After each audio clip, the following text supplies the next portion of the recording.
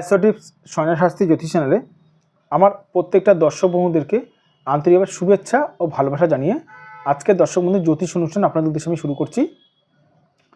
তো যারা যারা এই মুহূর্তে আমার ভিডিওটি দেখছেন তাদেরকে অনুরোধ করবো আপনারা অবশ্যই আমার এই চ্যানেলটি সাবস্ক্রাইব করতে ভুলবেন না দর্শক বন্ধু।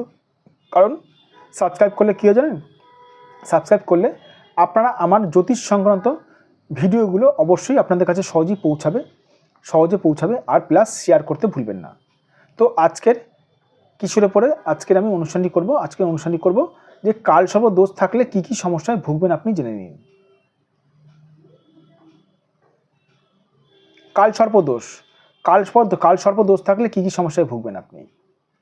কালসর্প দোষ থাকলে দর্শক বন্ধু সবার প্রথমে বলে রাখি, কালসর্প দোষ থাকলে একটি মানুষের রাহু আর কেতুকে নিয়ে কালসর্প দোষ নির্ধারণ করা হয়।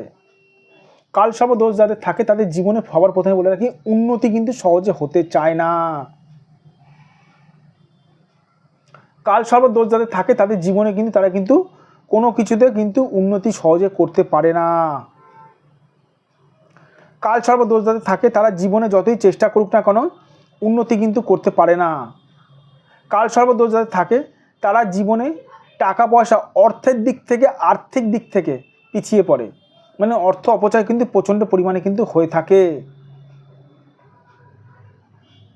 কালসর্প দোষ যাদের থাকে সেই সকল মানুষের জীবনে কিন্তু একটা কালো ছায়া নেমে আসে। কালসর্প দোষ যাদের থাকে সেই সকল মানুষের কিন্তু বলতে গেলে গুপ্ত শত্রু প্রচণ্ড পরিমাণে থাকে।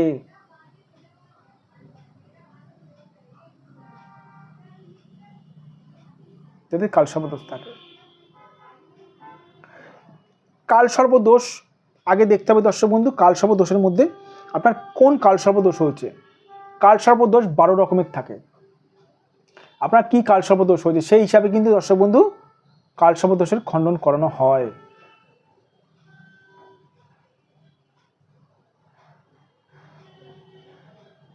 কালসর্প দোষ দেখতে হবে রাহু কেতু কতটা পরিমাণে কালসর্প দোষটা করেছে।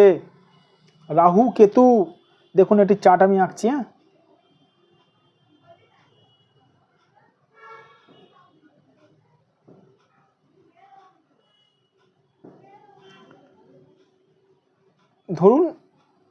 আমি ধরে নিচ্ছি, ধরুন রাহু এখানে রয়েছে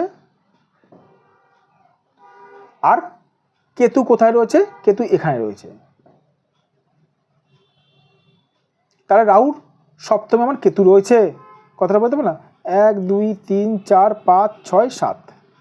রাহু কেতুর এই দিকে যদি সমস্ত গ্রহেরা থাকে অথবা এই দিকে যদি সমস্ত গ্রহেরা থাকে তাহলে কিন্তু কালসর্প দোষ হিসেবে আমরা ধরে থাকি।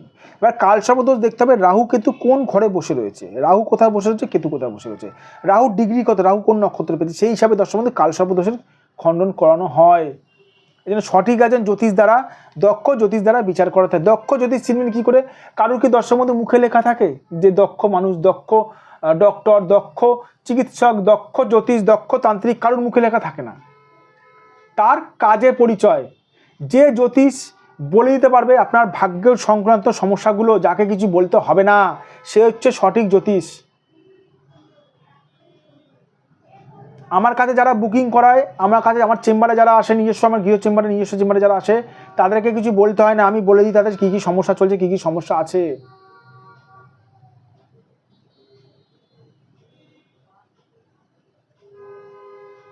এটাই সঠিক জ্যোতিষীর পরিচয়। ওই লাল গামছা পরে থাকলাম, লাল কাপড় পরে থাকলাম, লাল ধুতি পরে থাকলাম, তাদের জ্যোতিষ হওয়া যায় না। সঠিক জ্যোতিষের কোনো কাপড় লাগে না। আমি প্যান্ট শার্ট পরেও লোক দেখে দিই, এরকমও আমি চেম্বার করি। যাই হোক, যাদের যদি মনে হয় ভালো লাগে আপনারা অবশ্যই আমার এই ফোন নাম্বারে যোগাযোগ করতে পারেন। এটা আমার হোয়াটসঅ্যাপ নাম্বার, এটা আমার ফোন নাম্বার 9433 এটা আমার হোয়াটসঅ্যাপ নাম্বার, এটা আমার বুকিং নাম্বার, এটা আমার ফোন করে যোগাযোগ করতে পারেন। এটা আমার ফোন নাম্বার 7003115041। আর একটা কথা বলে রাখি, যে সকল দর্শক বন্ধুরা দূর থেকে আমার ভিডিওটি দেখছেন, মুম্বাই, দিল্লি, ব্যাঙ্গালোর থেকে, আমার চেম্বারে যারা আসতে পারছেন না, মন খারাপ করবেন না, আমার চেম্বার সবার জন্য খোলা।